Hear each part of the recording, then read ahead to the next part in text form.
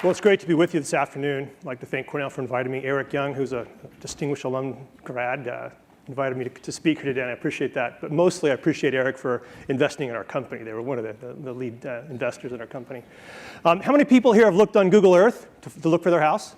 Virtually everybody. And then been disappointed because it was 2 years old? Yeah, pretty much everybody, right? Wouldn't it be cool if you had a real-time Google Earth? You logged on, and you could see what was going on in the environment, almost in real time. Would not that be cool? Well, the challenge with that is that the imagery that Google uses to populate Google Earth is pretty expensive. A lot of it's satellite-based. Those satellites cost, the last commercial satellite that went up was $850 million, so they're pretty pricey. And to get rapid repeat of imagery from satellites, it takes dozens of satellites. So I'll let you do the math, right? You can see why nobody has launched dozens of satellites to get a real-time Google Earth. Hey, but wouldn't it be cool? But that's what Skybox is about. We have our vision to do kind of a real-time Google Earth. And what I want to talk about a little bit is that famous quote that vision without execution is hallucination. Some ideas are just really hard to pull off, but I tell you what, if you can pull them off, there's great value to be had. So next slide. I guess I can do that. Next slide. So our vision is to do real-time change detection based on satellite imagery, a real-time Google Earth that is not only searchable by location, but searchable by time. And not only populated with high-definition imagery, what about video? You can see the video, the street. Before that, you could see the plume from the factory. You can actually get a measure of efficiency of power plants by looking at the plume from the factory. So a lot of really cool stuff that you can do from satellites. But to do it, you need to be able to build a satellite for a very small fraction of that $850 million. Like, how about 10? Okay, how about dropping it by well over an order of magnitude? And to be able to get imagery where you can actually, up in the top, you can see that's actually a Skybox satellite image of a ship, container ship in the Panama Canal, so that you can actually count things that matter to the economy. You want to be able to see things that are at least this big, so it's called sub-meter resolution. Now, we can't see people, so don't worry about what you're doing in your backyard, because we can't see you. But we can count cars in parking lots. We can look at containers on ships and the like. And be able to get that quality of imagery out of a very small package takes really significant innovation. And these are the 4 founders that put it together. And a lot of you are students out there. 4 students at Stanford actually came up with the Skybox business plan as a class project. And when they stopped to think about how frustrating it is to look at Google Earth and not be able to have that the level of information, they started to think, what would it take? They started to unpack that. What would it really take? Well, a pretty unique group of folks. The guy on the far, on your left, Dan Birkenstock, was working on his PhD. He'd been an analyst at Lawrence Livermore Lab, a data analyst, looking at overhead imagery, understanding how to use that for change detection. The guy on the far, on the right, John Fennick, was an Air Force Academy grad.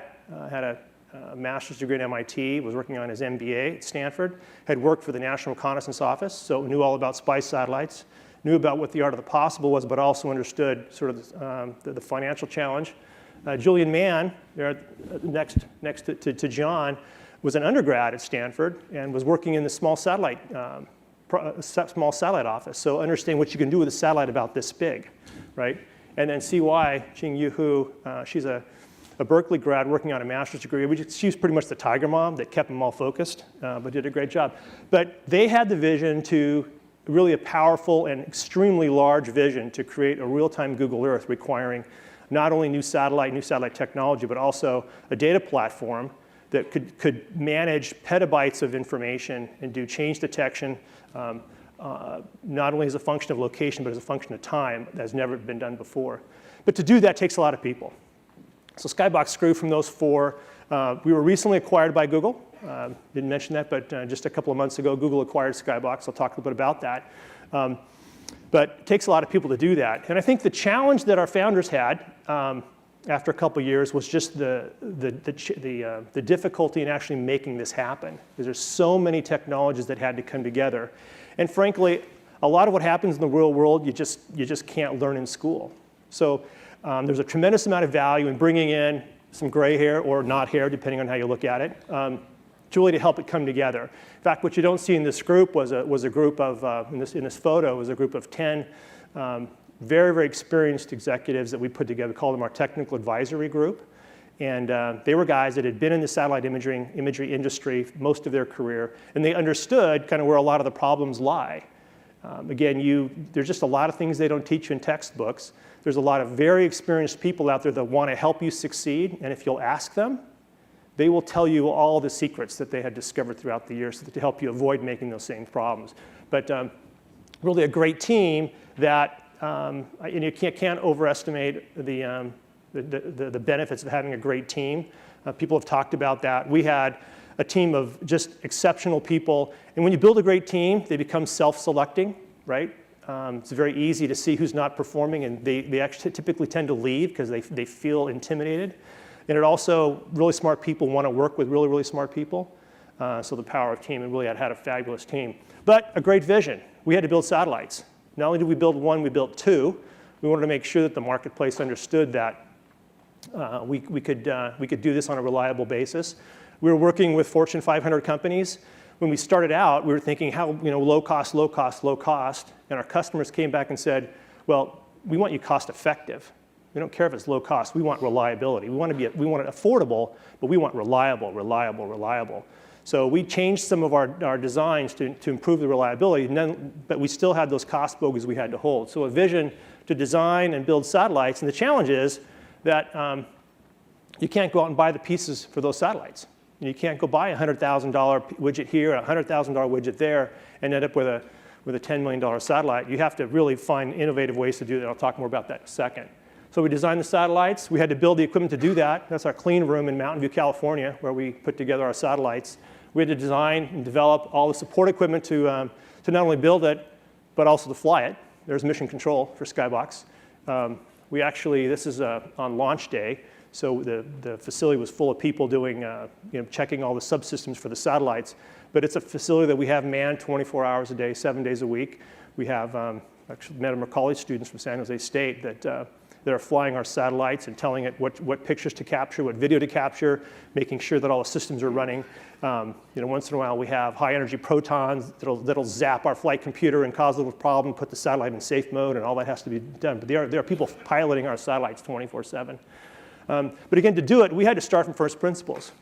You can't go out and build a telescope today to take imagery of the quality we needed that's even an order of magnitude within the price range that we could afford. So we had to start from scratch. So we built our own cameras. We have our own camera lab. We have a group of exceptional professionals building cameras. The electronics. We couldn't spend a couple $100,000 on a flight computer. We could spend we couldn't spend hundreds of thousands of dollars on a flight computer. We could spend thousands of dollars on a flight computer. So we built our own flight computers. We built our own radios. We had to get 500 megabits per second of information down from the satellites. Those radios were as much as $1 million. We had to start over. So we had a really smart PhD engineer from Stanford who took a DirecTV set-top box, took it apart, deconstructed it, took a couple of the key parts out of it. We now have radios that work for under $1,000 that are extremely reliable, all right? But again, we had to do that in-house because it wasn't available. Not only that, but we had to build a data platform. So each satellite generates about a terabyte of data a day. And if you're going to launch dozens of satellites, that actually begins to add up. You're going to have tens of petabytes of data that you've got to ingest, store, right? And it has to be accessible. You can't just put it in cold storage. In order to do change detection based on location and based on time, you need that on a spinning disk that you can do that kind of analysis. So we had a big group of folks developing a data platform and writing code that allowed us to store that data and do the change detection, which is really important. Because our customers really didn't want pictures. They all wanted reports. They wanted to understand how many cars were in a parking lot, what had changed in my neighbor's factory, what's going on in the environment, how does my crop look compared to what they should look like, and we'll talk more about that. But it was all about the data. So the time came to launch our satellite. The interesting thing about our business, anybody know how you do repairs on a satellite that's in orbit? You don't, all right? So if it doesn't work, it becomes space debris, right? So we launched our first satellite in July of 2014. It went up on a Russian rocket, and it worked beautifully. So this is an early image that came off our satellite. And to kind of get a sense for resolution, if you look there, you can see the helicopter. You actually see the blades on the helicopter. So how wide are those blades? You know, they're not very wide, so it gives you some idea of the kind of resolution that we're able to pick up. And I've just got some eye candy here because the photos are cool, but that's a shot in China, kind of a resort that we picked in China. The satellite also does infrared because we looked at the market and tried to understand what some of the applications are. One of them is ag, and if you can look at the near IR, it gives you an idea of the level of chloroform that's inside the chlorophyll that's in the plant, and you can map that. We map that IR channel to the red channel on the satellite. So things that pop out bright red have a lot of green in them, or a lot of agricultural health in them. So you can get a sense for it, but it just pops out when you compare it to a gold mine. The thing we can do is, again, by looking at imagery, sorting it by day, not just by location, by time, not by location, you can understand change detection. One interesting application is with oil storage. So maybe you know how they store oil, stored in these large tanks. How do they manage the pressure in the tank? Anybody know? The roofs float. Okay, so a full oil tank, right? If you look at those, the roof's at the top, but if it's kind of empty, there's a pretty big shadow because the roof drops. So you can take overhead imagery from a satellite of an oil storage facility day after day after day and get a very good measure for how much oil is being stored. We had to track commodities. So we did that. So here's a refinery in Saudi Arabia, and you can notice that that image was taken not too long after the satellite was launched. And you can drive down. The images I've shown you are not full resolution, but you can get a sense for that. And you should look at some of those, the shadows that you see, especially the one there on your left. You can see there's a shadow that pops up. This is the image that was taken the day after, right? So you can do some analysis on that and quickly see how things are changing within the oil storage industry. And you can do the same kind of analysis for virtually every economic vertical you can think of. We know what's going on in every farmer's field. We would know what's going on in every mine. With Google, we're able to actually do some very cool 3D reconstruction with our video. We can tell you how much earth has been extracted from an open pit mine pretty precisely with some of the analytics that we've got. It's a very, very powerful tool for doing change detection. We also do video. And this is video we took from our first satellite. That's actually Mount Rainier. And this is kind of eye candy, but I'll try to walk through it.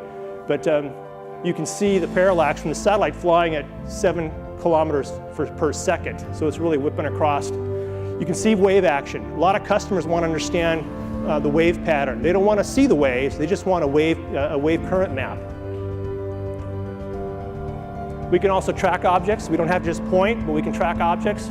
There's the Petronas Towers in Kuala Lumpur to see what's going on in an environment with video. This is actually a nuclear power plant in North Korea. We can see that there's activity. So long as there's no clouds, we can look at whatever we want to look at. It's pretty interesting capability. Enough resolution, we can see an A330 landing in an airport in China, and we know that it's an A330. Pretty darn cool. We've been able to capture a lot of real interesting video from our satellites that it's almost kind of bends the mind. And the beauty of a lot of this, though, is that when we thought about a real-time Google Earth, and we thought about the power or what the applications are, I don't think we initially conceived of even a fraction of what some of those applications would be. Really, we're able to come up with a lot of interesting, like the ocean current maps was something we never dreamed of. Turns out the offshore oil platform industry is massive, and understanding how those ocean currents are occurring around their platforms and the logistics in support of those platforms is a big deal. But I just want to highlight a couple points for entrepreneurs that are kind of thinking about getting into business. One is Vision is fabulous. You need a great vision, but you also need to tie that with execution. And I think a lot of people underestimate the challenge of execution. The Skybox was, I think, unusually challenging because there was so much innovation that was required and cutting-edge technology that had to be developed, but a relentless focus on execution. I think most of the books that you'll read on entrepreneurship, you'll understand that. Google actually tried to do something that like what Skybox did a number of years back, and they failed. And they were an early customers of ours. They didn't even believe we could do it. And so focusing on execution was really important for creating value within our company. And exceeding expectations. Google gave us an image of the mall in Washington, D.C., and they said, if you can capture an image this good, we'll buy all day long.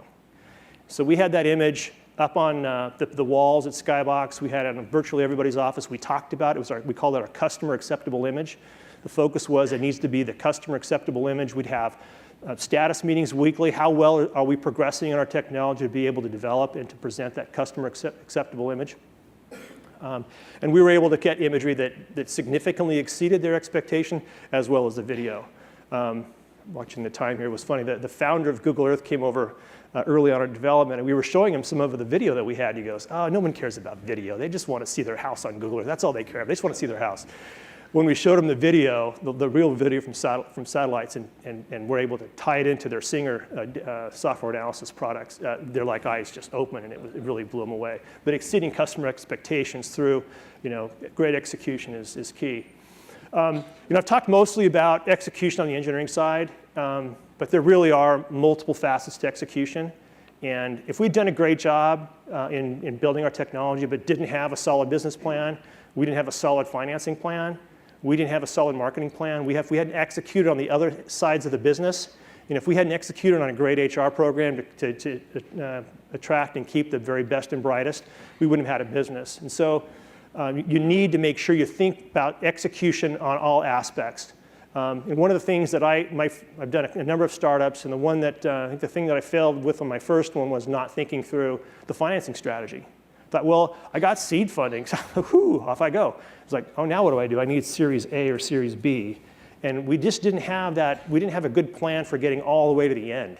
And we ended up having to shut that company down because we couldn't fund it. But having execution, a well thought out executable plan in all facets is very, very important. And I will talk about the importance of having a very patient board and patient capital. I've had a number of entrepreneurs ask me, how do you decide which VCs to pick? And how do you know what's the right valuation? And I said, you know what? Don't even think about valuation. When you pick a partner, financial partner, it's like getting married, right?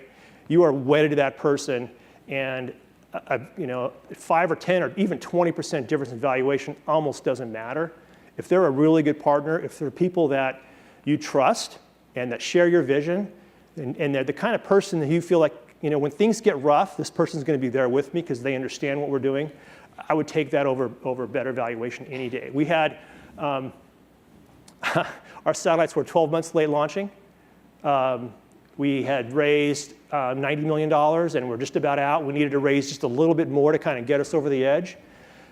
We had Google sort of, talking about maybe doing an acquisition. We had other funding options. We had lots going on, but we were just pretty much out of cash. And our board was very patient with us. They were patient enough for us to say no to Google twice. So it wasn't until the third offer came along we felt like it was good enough to exit. But having a patient board and understanding the value of that, patient board, patient investors is really key. So that's my deal. Thank you.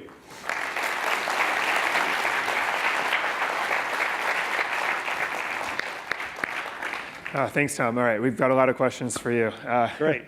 Let's see. So let's start with this one. Why did you join the company, and how did the founders find you?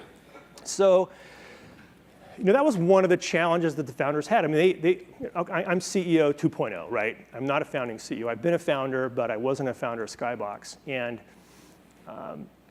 they didn't want a new CEO. They were plenty happy to go try and do this on their own, but the board realized, this is a really, really big challenge, and we don't think the founders are up to it.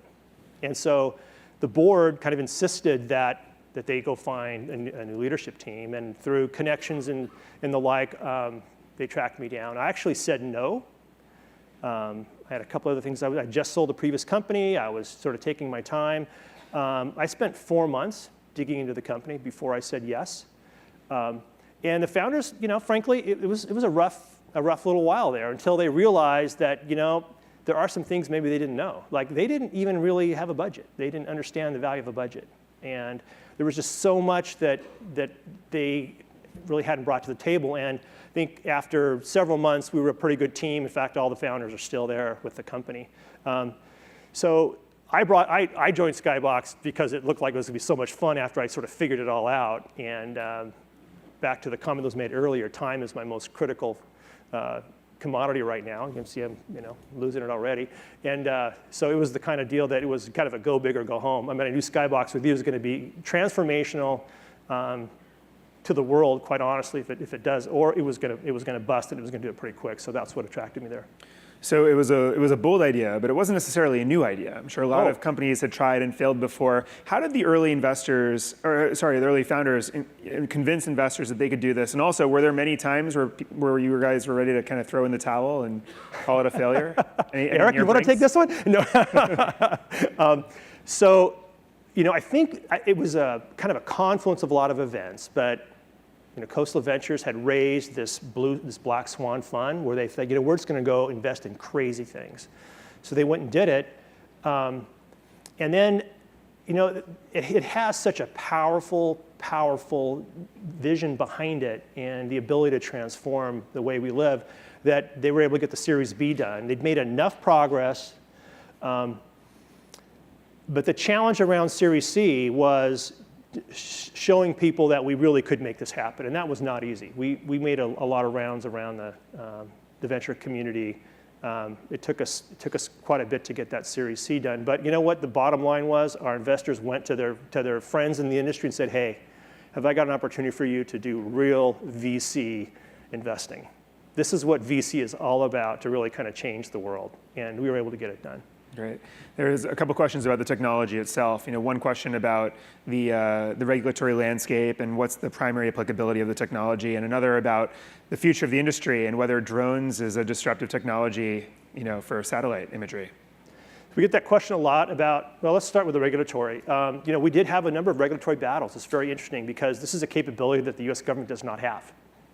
So the ability to do rapid refresh of imagery, to do especially video from space. When we published our first video, we did kind of a heat map on who was tracking our website. It was 90% Washington, D.C. area. And subsequently, I've been told that we really had a significant impact on the intelligence community. So there was a lot of people very nervous about what we're doing.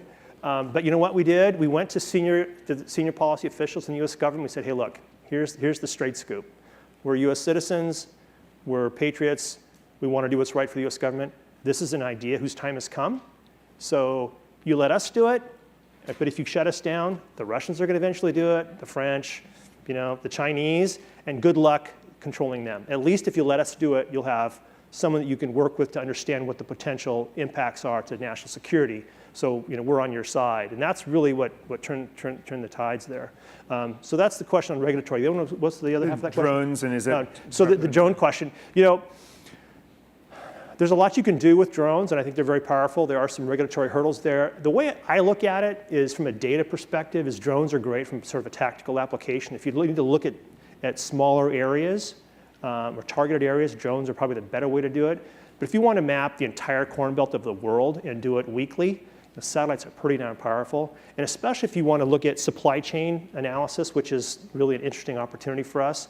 If you want to understand if you have a gold mine somewhere and if there's something going on in that gold mine, or if you've got roads that are being disrupted, you can tell that by the traffic flow and how quick the cars are moving. If you really want to understand from a strategic perspective how various elements of the economy fit together, satellites are very, very powerful. And I think that there's going to be a place for both of them. But I think that, again, I see satellites more the strategic application, whereas drones are more tactical. Another interesting question kind of flowed below the fold here, but when you're in the situation where you're trying to build new technology that's more economical, the $1 million thing down to the $1,000 thing, how do you decide whether or not that should be a product in itself? And did you ever choose to market any of those products you developed? So we had, very good question. We actually had a lot of incoming requests to buy our satellites, to buy our radios, to buy our flight computers, to buy our software, and on and on and on. And in essence, we were a data company, and by trying to productize that kind of stuff, it'd be a huge distraction for us. We actually built a relationship with a supplier, with an integrated supplier, and said, hey, we will license some of that technology to you, and you can go sell the daylights out of it, give us a royalty, because that helps us by getting more of our hardware out in the marketplace. It makes it robust and will reduce the cost to us. So we did that through licensing. But not directly. It just was way too much of a distraction for yeah, that makes sense. For a small company. Another interesting question here. So how do you iterate when your product is in orbit? Well, you can't, and that's one of the challenges about having an $850 million satellite, right? You have to build it, and it has to last forever to recoup your capital costs. The nice thing about a $10 million satellite is that you don't have to worry quite so much about how long they live. So. There's even a company out there, Planet Labs, that has a model where the satellites last a year, right? So they're iterating very, very quickly. So from our perspective, in the space industry, we are iterating very quickly. The plan is to launch 6 to 12 satellites of a particular type on an annual basis, and then every year kind of do a prototype upgrade. So we launched 2 satellites already. We have a third one that's being built that's actually a prototype for an upgrade. So it's got more capable cameras. It's much more agile, so we can look at different things quicker. So there are still ways to iterate. It just depends on the scale, right? Iteration for is a year or two, whereas a lot of areas it's weeks or months. Right? Sure. And then I think we had a couple more, or maybe one more question. Another question. So, and you mentioned a number of the founders are still with the company. What's changed for the team now that they're a part of Google? Careful what I say. Big companies. It's great to have an experience working in a big company because big companies, they have processes, they have procedures. The nice thing about Google is they have lots and lots of money, and Skybox needs lots of money to build satellites. But when you have tens of thousands of employees, it brings bureaucracy. And I think they're thrilled to death that they now have the ability and a clear financing path to go launch dozens of satellites, and that's very key. I think there's some frustration because a lot of them were fresh out of school, and understanding that, wow, bureaucracy even exists at Google is some of the frustration, but that's just the way of the world. That'll be next talk. That'll be the next talk. Sounds good. Well, yeah. Thank you, Tom. All right, thank you.